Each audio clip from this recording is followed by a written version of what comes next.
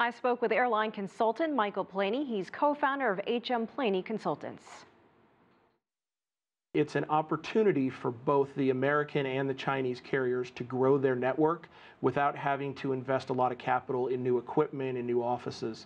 It also gives them an opportunity for cooperation that gives them access to internal traffic or domestic traffic in both countries without needing governmental approval to do so.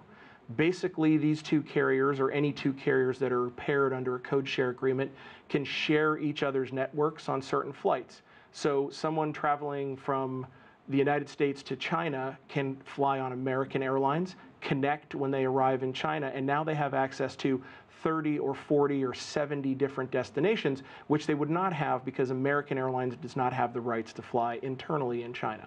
So code sharing, though, it's not really a new thing. Airlines do this all the time. Do you think, in this case, American Airlines and China Southern Airlines, is it a matter of geography and predicting growth with China adding more airports across the country in the coming years? It's a growth opportunity on both sides, actually. Everybody realizes that North America is currently the largest travel market domestically, but China is predicted to overtake North America by about 2030. So this is essentially planting the seed to allow for that to grow fruit in the next 10 to 15 years.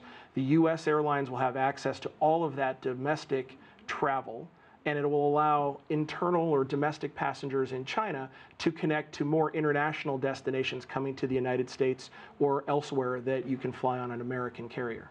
So China's Southern American Airlines, not the only deal that has taken place so far. Where do you see the future of this type of relationship going?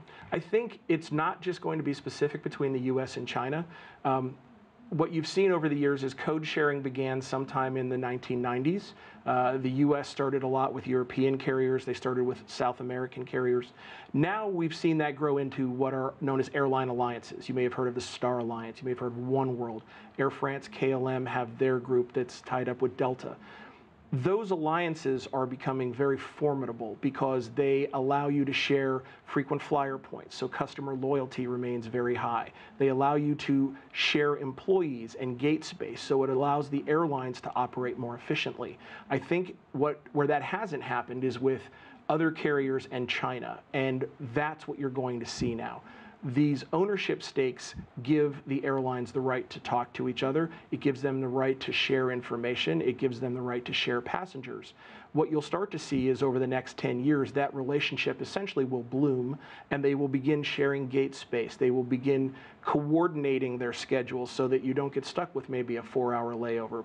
That's what you'll see over the next 5 to 10 years. And in the case of Chinese airlines partnering with American Airlines, you'll also see a little bit more sharing of management techniques. The growth potential right now in the Chinese market, both domestically and internationally, is huge.